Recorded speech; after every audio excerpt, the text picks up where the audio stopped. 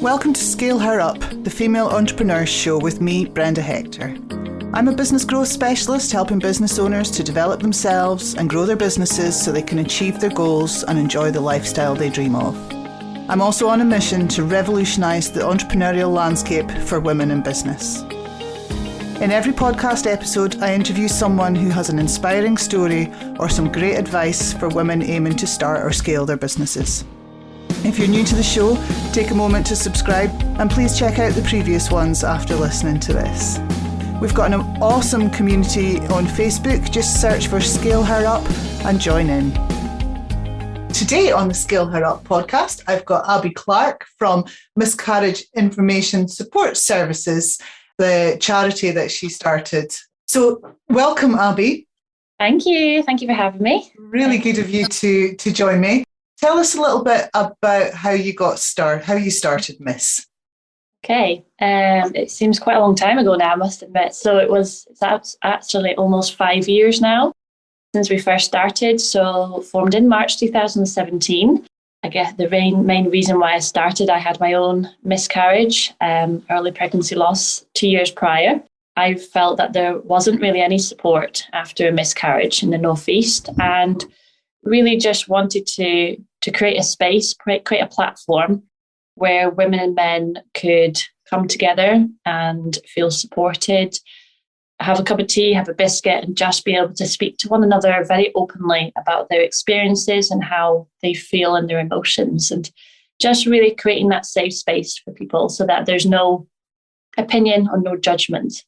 So in March 2017, I decided, having a chat with my husband, really, and I said to him, I've got this idea, what do you think? And he gave me his full support, as always, and just said, go for it and see where it takes you. And I applied for health improvement funding, which is for the NHS. And that basically funded our first year for using one of the community centres in Aberdeen for a support group. And that's how we started, so March 2017. So did you have what was your background? Did you have any experience of this kind of thing before? So I have done quite a few activities and helping out with other charities and organisations across Aberdeen, like Befriend a Child, for example, Clan Cancer. And also when I used to live on the Isle of Skye as well, I kind of did runs and cycling and walks as well throughout the year, and just really kind of given up a little bit of my time to help others and support others, but very much on a kind of just helping out here and there where I was able to, and just really giving back a little bit more to the community. Nothing really to the extent of running your own charity or having a team like we do now. So it was quite a learning curve, I have to admit, to begin with. It was. I spoke with a lot of other charities locally and nationally, and just really kind of hearing from them how it was, how did they feel with running a charity, and any tips that they had, lessons learned, which really helped for me just to get started. So you got it started because of your own experience. What was what sort of response did you get from the community then? Yes. So in the community itself, a really, really positive experience. And overall, from both women and men, it was something that's a service that's really needed. Basically, they said they were, we still got the testimonials, still got a lot of the reviews. We keep them all over the years we have done, of the very first few members that came along, just saying how much it helped them, to come along to a group and to openly talk to others about their experiences. Again, no judgment, no opinion, which is really important as well. And just feeling supported and listened to. A lot of our members, they just want to be heard, just want to be listened to, and just not have any of that opinions or, anything being said back to them. So they found that really helpful. So it was a very positive, and it still is a very positive feedback that we get from all our members. We still continue to ask new members recently, members that we've had since the very beginning, day one, over 5 years ago, just what their experiences are. And that's, again, how we improve our services as well. So very positive, but also as well from local businesses and other charities as well, just really feeling really supported from them, which was really nice, just to feel, that they felt that this is a service which is really needed in the community and how much of a difference it can really make. which was good. So overall, really positive experience. And then, of course, the Aberdeen Maternity Hospital, we work very closely with them.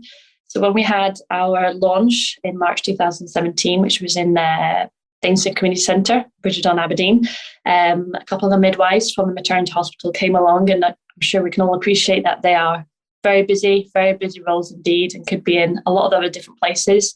At this time, they took time out to come along to our launch and just hear more about the charity and what we do. And that really made me realise, actually, this is something, a charity, a group which is really needed in the community. And I think from day one, I just wanted to give it my all. And you have done. I'm well aware of that. So 5 years on, where are you now? What does Miss look like now? Just to explain to the listeners what you've done, and amazing achievement in 5 years. Okay, so I'd like to say, first of all, it's not just me. We have an amazing team. So we have 17 team members now, both a mix of females and males, all different backgrounds, accounts, marketing, fundraising events, counsellors as well, which is super. And basically, our team, we offer support for both males and females, as we appreciate that miscarriage can affect males and females in very different ways, but they both need to feel supported. So we have in-person and also virtual support groups, one-to-ones, where they can have a chat with a support coordinator within MIS. We've also got a phone service, which runs 24 hours, 7 days a week. And anyone can get in touch by WhatsApp, by text message, or just simply phoning, and just having that chat or asking any questions that they would like to as well. And then our other form of support that we have is for the hospitals. So we provide on a monthly basis several packs and boxes to Aberdeen and Peterhead hospitals, as well as also Dr. Gray's Hospital in Elgin. And these packs are basically, they include different items in each of these packs. So one of the packs is a memory box. So the memory box includes really items for the bereaved parents that have lost their child, and ensuring that they feel supported, but also as well that they can create memories from this box for their baby as well. So some of the items include like a candle, which they can use for like anniversaries or milestones coming up, and simply just lighting a candle can really just help the parents just feel a bit more supported and just remember as well, which is really important. It also includes a teddy bear and a scanned card with memory boxes as well. So there are several items which our team, they source, they put together, and then they deliver to these hospitals. So we've got the memory boxes. We also have overnight book packs, which are offered by midwives at the hospital to patients basically when they're staying overnight at a hospital. And several items including body washes, shampoos, something simple like a hairbrush, pants, t-shirts, and it's really just items that our members have asked for that they would really have liked to receive in the hospital when they had their loss. We listened to their feedback and put these packs together, and now these are, over the last 4 months, they've been received really well. They have done these overnight packs. And then we also have pregnancy after loss bags. So that's another service that we offer. So we have the service where you have the support, the groups, the one-to-ones after your miscarriage. Then we also have a service for pregnancy after loss. So the pregnancy after loss service is for parents who are trying again, or they are currently pregnant, but maybe feeling a little bit anxious and just need that little bit of extra support. So we have, again, groups, one-to-ones, and also bags for those ladies and men. And then finally, the last service is a different pathway. So a different pathway, relatively new service over the last 6 months that we've just launched. And this is for anyone who's looking to adopt or foster, or more information on IVF. We can provide support on that side. So really at MIS, we provide support from after miscarriage right up until your next pregnancy, or if you've decided to no longer have children, but maybe look at alternative options. It's fantastic what you're doing, Abi, and amazing that you've grown. And, as a good few years ago now, but I've been there, had a miscarriage, and then had another baby after that. So, and so many of us have experienced it. It's very common. So I think it's great, really great what you're doing. But obviously, we're on the Scale Her Up podcast. So this is about, women in business. And okay, it's a charity, but it's a business, isn't it, that you've set up? What have been the challenges that you've seen across the 5 years that you've been running Miss? Very good question indeed. Okay. I'd say some of the challenges have been maybe some of the challenges, even just being, for example, when we first started in 2017, realizing, probably more myself for this one, realizing that I can't do everything and I need to be able to delegate. I need to be able to bring more people on board, bring other volunteers, bring other staff members on, and really listen to their ideas and their thoughts, their feedback as to how we can improve our services and improve the overall charity itself. Before the charity, I had a videography business with my husband. So having staff and having volunteers was a learning curve for me. It was so, and it was really exciting though. Something like this, something new for me. It doesn't daunt me. I get excited by it because I want to learn about it, understand it more.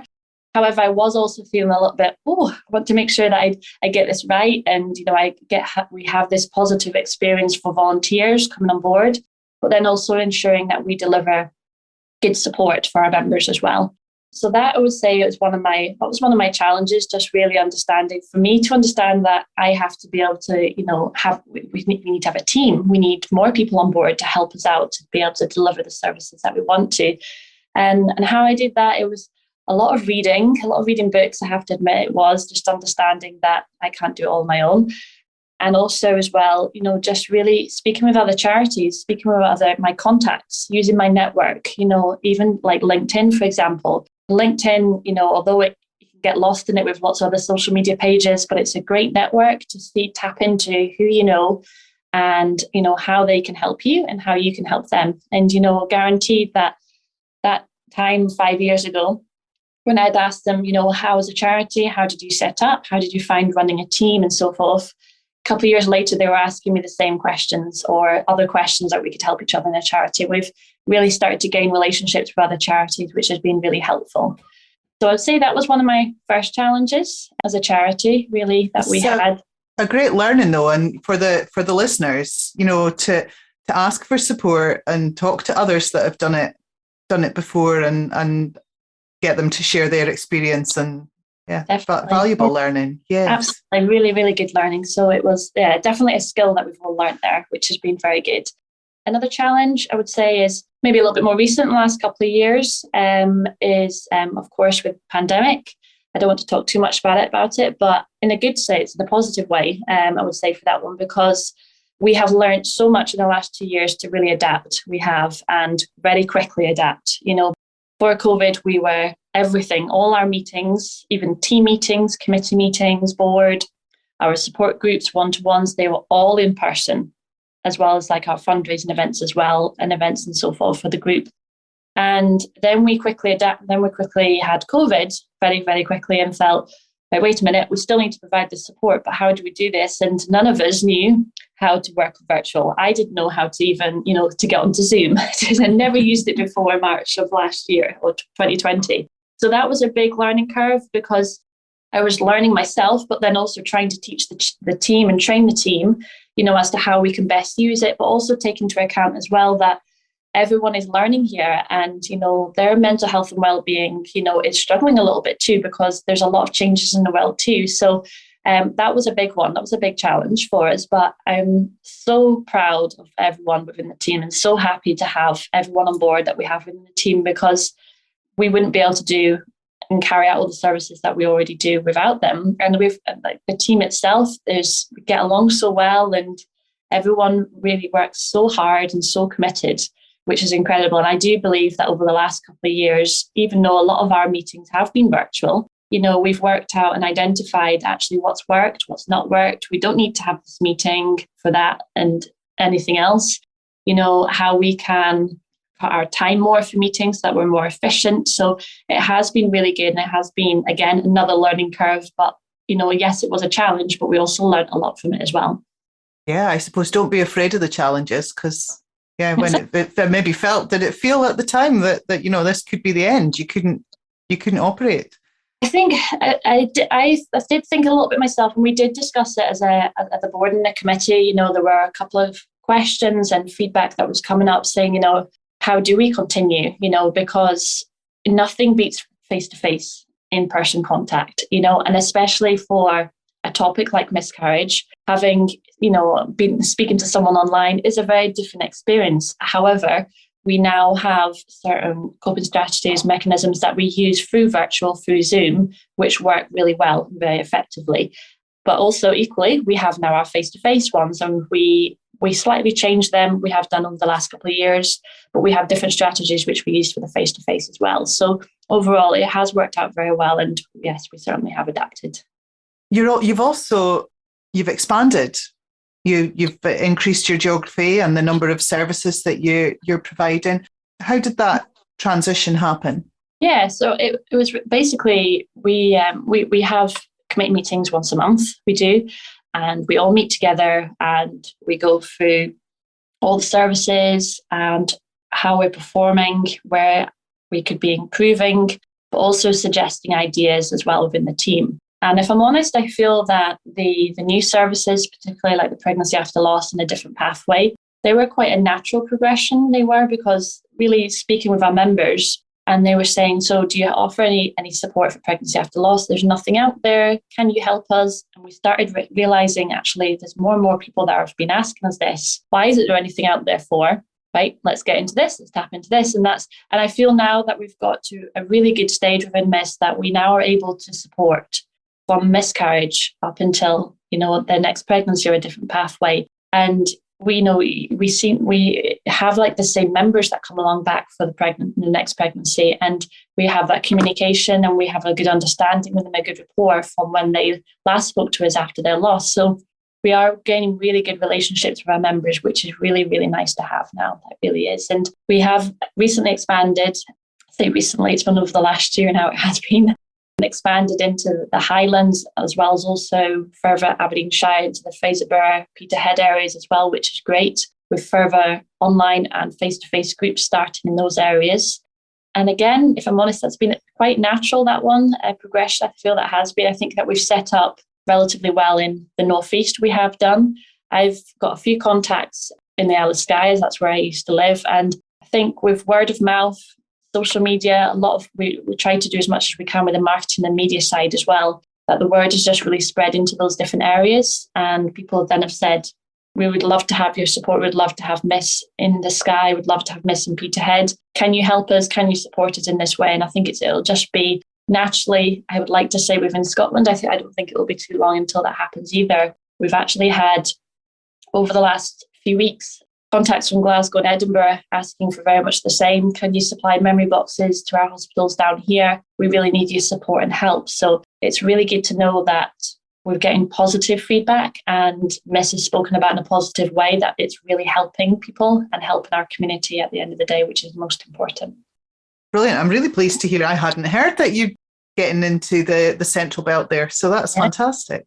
Yeah. Who have been the biggest supporters for you yourself as the founder of MIS, and for MIS itself? Biggest supporters, yeah, that's a big question. Well, I would have to say yourself, one, Brenda. I would do. I went through a program, coaching program last year, which was incredible. And I would do that all over again. I would do, because I learned so much from your program. It was incredible. You have a wealth of information, so much knowledge, and even just speaking with you, like if I had like an idea, which I quite often do, that you'll give me the very honest opinion, and have you explored this? Have you thought about this? What to do with this? But you'll also be honest about, right, hold the fort a little bit here. Let's go back a couple of steps, which is really helpful. And just having that honest feedback and opinion is really good, and it has been so helpful. And I think just really helped with the growth of the charity as well. And in all aspects, that we were discussing areas, it was increasing our staff and volunteers, marketing. We covered a lot of different aspects in the time that we're coaching. It was really incredible. And even just simply recommending books or recommending another podcast, is really, really helpful. I think since we'd spoken, one of our goals within Miss is to have a podcast. And in the next couple of months, that's what we're going to be starting. So it's thanks to Brenda, really just for all your support and help there. So definitely say a huge support from yourself for that. So thank you. It's been an absolute pleasure to work with you, Abi. And for anyone who's listening, I do a Coaching for a Cause program. So I like to be coaching a not-for-profit of some kind. I do a 6 months program for, so that's the course that Abi, the program Abi was on. Yeah, it's great to see how you've developed, and we helped you set some great goals for moving forward and what Miss is going to look like in 5 years' time. So I'm watching closely. I'm still here, still a coach on the outskirts, watching what's happening and supporting you while I can. So yeah, I wasn't expecting you to answer that question with my name. So thank you. Who else has been a support? Must have been tough in the early days. Who did you lean on? Yeah, I would say my husband was a really, really good support. He very much from day one when I had the idea, he was so supportive, just saying, go for it. You don't know until you try it how it's going to go. And I guess I would say for listeners, it's like anything. If you have an idea, just go for it. Because you might look back in time in a few years and why didn't I do that for? Why didn't I do that sooner? So definitely go for your ideas if you have them. So yeah, my husband was a really good support. It still really is. If I've got ideas or if there's anything I want to share with him, he's always open in ears, which is really good to have. My nana, really, really good support. She was. She sadly passed last June. But from day one, from when I started the charity, she was very much just incredible. Was it for herself? She actually opened up about her personal experience of loss, which I never knew about. And I was very, very close to my nana. And she opened up about her loss. And, she actually had a few tears, which for anyone who knows my nana is very unlike her. She's a very strong-minded, willing woman. She was, and she supported anything. She cut out all the newspaper articles wherever we were featured in. And anytime I would go up to Sky, she would show them. And she was so proud of all, not just myself, but all the team as well. She knew of all our committee members. She knew if any new volunteers that we had. She would always just say, I'm so proud of what you've done and what you've achieved for the community as well. So yeah, I would say those are my two biggest supporters, but I would also like to give a big mention as well to our team, because they are supporting. They are, they support our communities. They make the difference. They do it in not just the North East, but further afield as well, in the Highlands as well. And without our team of volunteers and staff, we wouldn't be able to continue with our services. So we really do have a fantastic team, which just so thankful for. And most of those are volunteers still, aren't they? Yes. Yeah, that's correct. So yeah, majority we've got 13 who are volunteers and the others are staff. So the volunteers, they take their time out of their days, away from their families, away from their work. Quite often they do just to support, to help others, in the community, attending our meetings, our committee meetings as well, voting, giving ideas. We've got a couple who've still been with us since day one and are still within the team they are. So it's incredible to have this support as well, which is really good. Is it harder to find volunteers than to find staff members, or because I work with businesses, we're struggling to find the right people to fill roles when they're being paid to do those roles. So is it harder to find volunteers? Very good question. I would probably say no, I think, for that one. I think if you usually when we are looking for new volunteers, we will create an advert. We will create a post on social media, on emails, for example, and we'll explain about what the role is, but then also explaining really about the difference that they are making.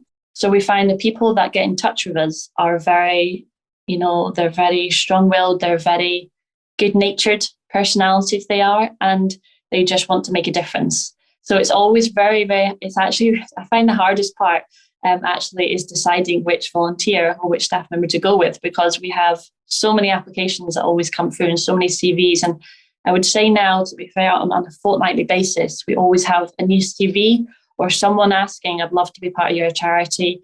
What can I do to get involved? So it's really good to have to create that platform, create that charity where people just want to get involved and just help out. So I think I wouldn't say it's easier whether it's a volunteer or whether it's a staff. But I would definitely say that with volunteers, we always have there's always a lot of people that are willing to help out. And yeah, I guess you could say in terms of supporters for one of your previous questions, we're very, very supportive from our communities as well. In Skye, really supportive community there from a lot of my friends that we were in high school with, but also family up here as well, really supportive of what we do as well. I'm just thinking, I've just had a bit of a blinding flash of the obvious while you've been talking there. So, maybe the reason that businesses find it so hard to find the right people is because they don't have that clear vision and that, you've got such a clear purpose in Miss. This is what we're doing. This is how we're making a difference. This is how we're helping people. That it makes it easier for people to connect with that and to volunteer their time or their services.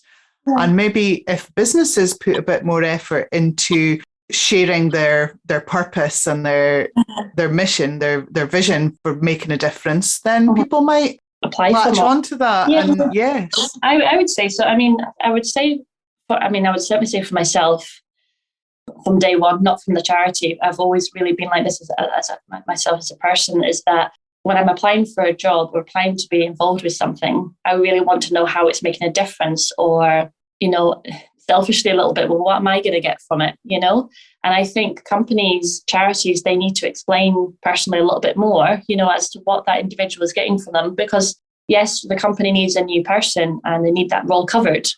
But at the end of the day, it's not all about numbers. It's about quality, which is really important as well. So putting a bit more efforts into your adverts, and that's one area that I've always think is really important, is that what are people getting from it when they're volunteering? Why should they volunteer with Miss? And what are they going to get? What experience, what skills are they going to gain from volunteering with Miss? And so I would definitely recommend that's something to include in your adverts. And if anyone would like to chat further about it, I'm more than happy to speak further about it. I'm on LinkedIn, Abi Clark. You can find me on there. And I'll share your contact details when the podcast goes live, and obviously the details about Miss as well. Yeah, what are your ambitions for the future? Now I've had a bit of a preview into this. I've seen the structure that you want to build for Miss in a few years' time. But yeah, share with the listeners what your ambitions are. I think, so myself and Brenda, we basically put together a 5-year organogram last year we did, which was really exciting, but also thinking about what are the aims and the goals for the future as well. And I think that's a really good way of thinking ahead, planning as well, and deciding, okay, so what's our aim next? What's our targets? And I'm very much a person that I like to have a target. I do as well. And I think it keeps you motivated. It keeps you going as well, which is really important. And it's also good for the team to hear those and, share your dreams, your targets, your aims, but also for them to input with their ideas and their thoughts as well, which I think is really important too. So some of our aims and some of our targets over the next few years, now I have to admit, we do have quite a few, so I won't share them all, but a couple of them are, so over the next year, we will be launching our own podcast, which I'm really excited to have. What we're planning to do this will be launching in April, where we'll have a 3-month plan with speakers coming on to cover certain topics. We will be. And then we'll have a 1-month break and then go back into another 3-month plan with more speakers. So really excited for the podcast. I'm going to put my hands up that I haven't actually done a podcast before. I've been a guest podcast a few times over the last couple of years, but never actually had my own podcast. So it's probably going to be a learning curve. So you might have to bear with me for the first couple, but I can guarantee it will be a great podcast and we will have some really good speakers on coming on. So please do keep a lookout for that one.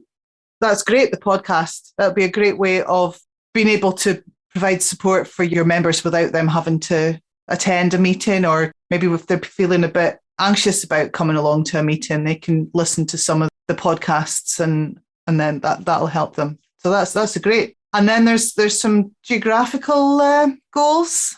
Yeah, that's right. Yes. So our plan is to cover all of Scotland for all of our support over the next 5 years. So we have broken it down into quotas. Myself and one of the marketing coordinators, Sophie, she's really helped with really identifying the need in the areas within Scotland and which areas we'll target first, which is great. So still a little bit more work that we're going to be carried out in the Highlands, just to get up to speed as to where we would like that to be. And then we'll be working in other areas around Dundee after that one we will do. So yeah, the aim is covering all of Scotland, which I feel is quite an ambitious aim, but I have no doubt that we'll be able to carry that out. And really, again, that's speaking to a lot of our members. You know, we have almost now, I think we're almost up to the 5,000 members aim now that we have reached, which is quite incredible. And many of them are in the Northeast and also Inverness and Peterhead. However, we have recently been getting a lot more in the Glasgow, Dundee areas as well. So identifying there that there is a need for the services as well that way. So yeah, we will be keeping busy over the next few years. We certainly will. So I suppose the big question then, Abi, is, 5 years in, building something that you're quite passionate about, through all the challenges that come with it. Would you do it all over again? Absolutely.